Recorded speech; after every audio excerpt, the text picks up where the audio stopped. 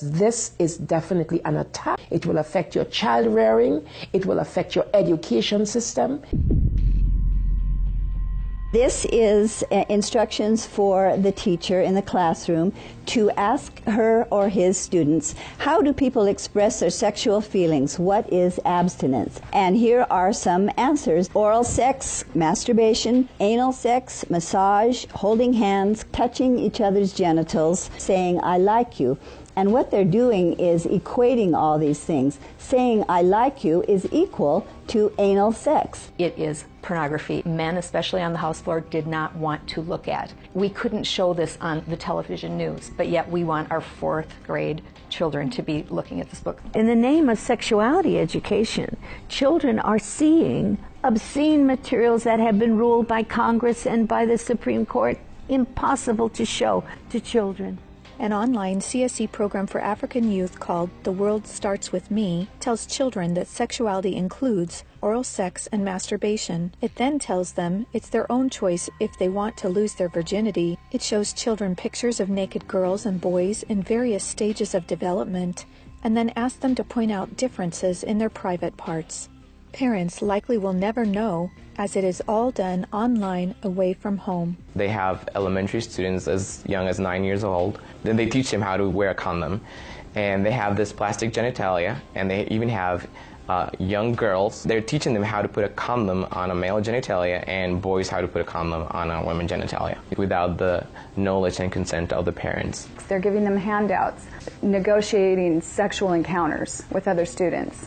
For example, there are statements like this: can I take your shirt off? It makes me hot when you touch me here. Is it okay if I take my pants off? Where we in Latin America, we still have a lot of poverty. We have communities that don't have fresh water, that don't have electricity. Focus is completely shifted from basic needs. They get comprehensive sexual education without the consent of parents, taking and deconstructing the family.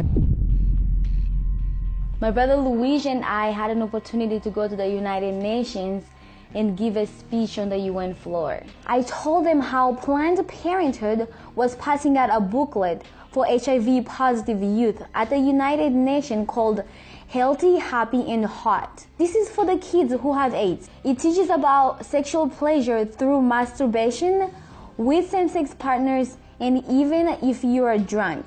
This pamphlet called Healthy, Happy, and Hot tells young people that you have the right not to disclose your HIV status to a sexual partner if you're not comfortable. It also tells young people that are HIV positive that if they decide with their partner not to wear a condom, that's their decision.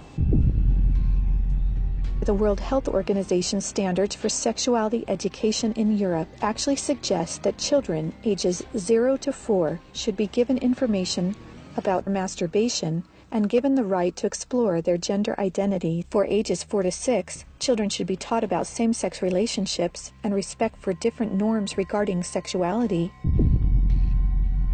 The interests of organizations like UNFPA and IPPF is to get parents out of the picture and to radicalize and sexualize children. UNFPA has tried to convince my country to change our positions on issues such as reproductive rights and comprehensive sexuality education. Madam Chair, does the UNFPA think it can do this because Nauru is the smallest member state of the United Nations?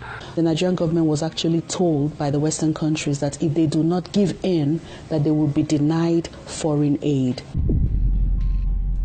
On page 89 of a UNICEF-published Sexual and Reproductive Health Manual, UNICEF listed situations in which one can obtain sexual pleasure that included sexual responses directed towards inanimate objects, animals, minors, and non-consenting persons. In the context of the Sustainable Development Goals that determines the agenda for the next 15 years, the voice is very, very biased. It's just International Planned Parenthood Federation and their affiliates have a direct influence on the outcome documents, on what is established, what is negotiated at the UN.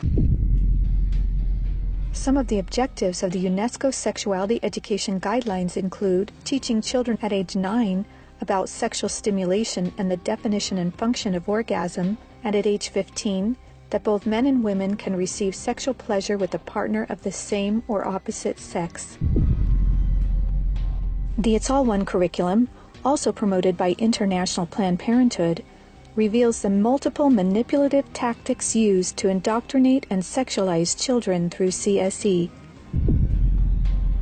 Like other CSE programs, It's All One claims, among other things, to be evidence-based, comprehensive, human rights, gender-sensitive, and culturally appropriate education that will increase young people's responsible decision-making, to reduce adolescent rates of pregnancy and sexually transmitted infections, including HIV. It's All One, however, like most CSE programs, is really just cleverly disguised abortion rights, sexual pleasure education, masquerading as human rights, gender, and sexual and reproductive health education. It aggressively promotes abortion. With over 112 references to abortion, It's All One has an obsessive focus on sexual pleasure, mentioning sexual pleasure 62 times.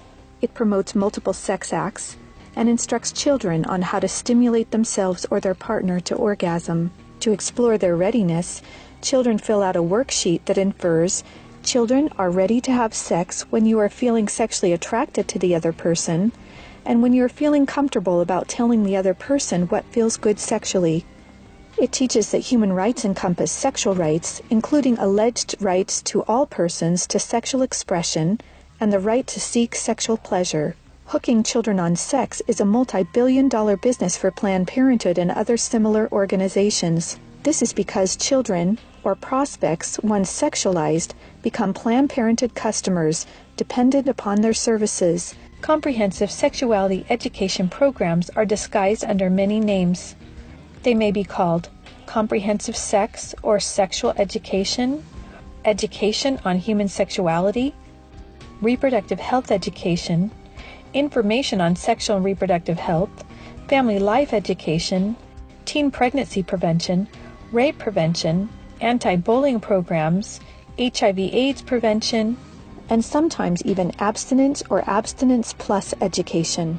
CSE programs usually falsely claim to be age-appropriate, evidence-based, healthy sexuality education that will prevent teen pregnancy, sexual abuse, STDs, and HIV. One of the handouts that concerns me the most is called the Genderbread Person. They teach that gender is a spectrum, that you can choose to be whatever you want. You could be all female one day and the next day feel like you're neither female or male. Frankly, it's confusing. It's mental molestation. We're confusing these kids as to what they are. From a medical perspective, when sexual freedom is the priority, then sexual health is going to suffer. There are laws in Oregon where children as young as 15 can get taxpayer-funded sex changes without parental consent. You can't have an aspirin at school without parental consent. However, a student